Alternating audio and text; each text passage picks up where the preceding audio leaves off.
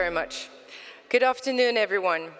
I would first like to thank Nanette Lafond-Dufour for her invitation and for her team and to her team for the tremendous work that has been put together until now. And I, of course, look forward to hearing today's speakers and the following panel. It's a true honor for me to open this conversation about the next generation. When we speak of youth today, we often say it as if it were only one single group, the youth.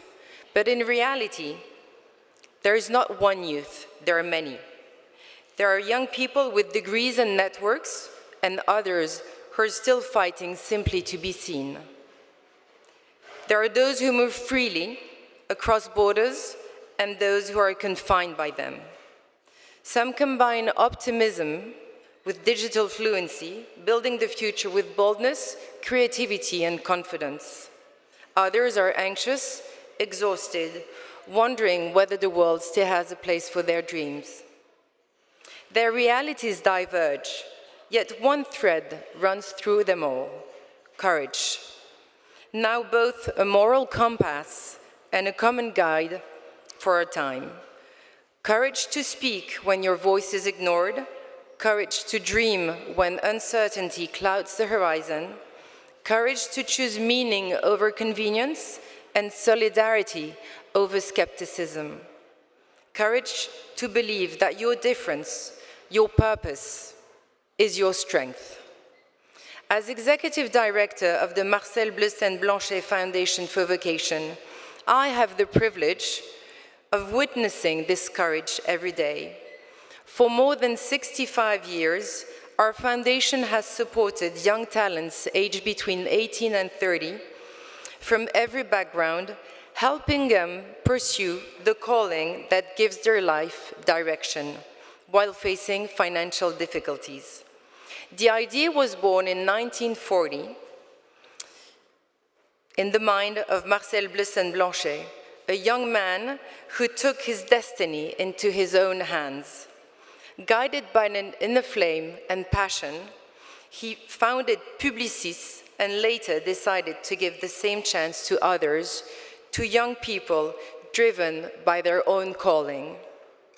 Since then, we have supported over 1,800 laureates, scientists, lawyers, archaeologists, musicians, doctors, dancers, engineers, poets, carpenters, explorers, all united by the same inner fire, reminding us that vocation is one of the most powerful expressions of human potential.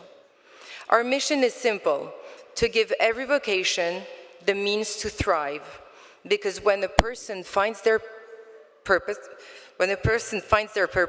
humble or visible, it becomes a force that uplifts others and society. But let's be honest, the world they inherit is not an easy one. Economic instability, social fragmentation, environmental anxiety, the relentless pressure to perform and to conform. These shape their daily reality. For many, the path is fragile.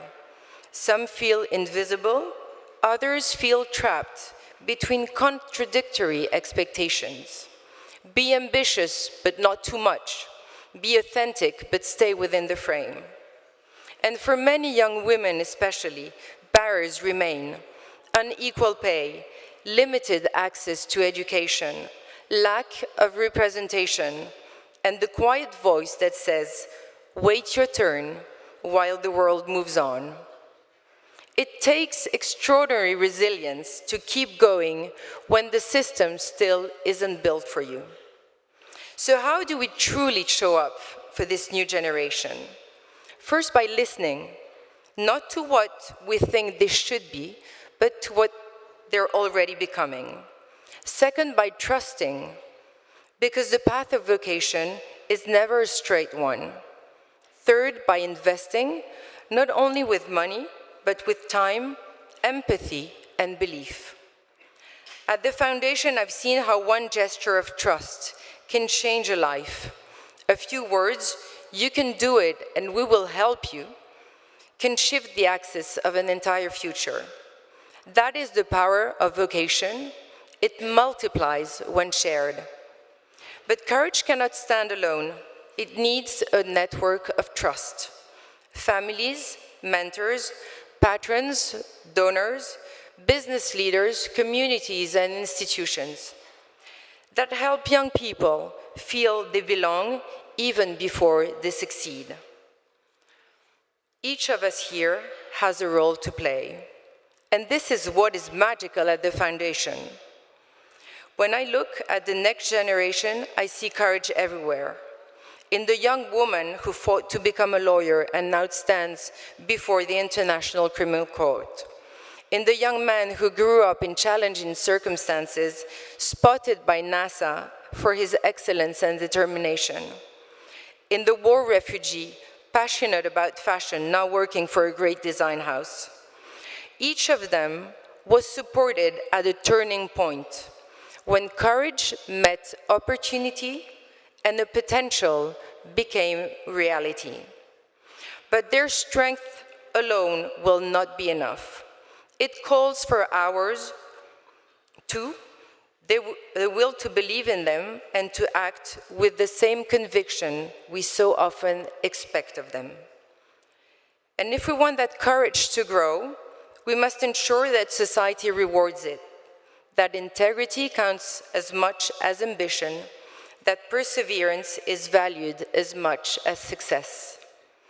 Because as global challenges intensify and threats to rights and democracy re-emerge, having the confidence to act and to stand by one's values is no longer optional, it is essential. Courage is the bridge between generations. It connects our legacy to their future. The next generation is not asking for protection, they're asking for partnership. They don't need us to design their future, they need us to walk beside them, to share our experience without limiting their imagination. So today, as we gather at the Women's Forum, a space born from conviction and inspiration, I invite each of us to ask, what can I transmit? Not just knowledge, but in belief. Then let's make shared achievement a true measure of success. And let us make vocation, that deep sense of purpose, a right for everyone and not a privilege for a few. If we can do that with the capacity for wonder, then we won't just be preparing the next generation for what lies ahead. We will be building the future together with the next generation. Thank you very much.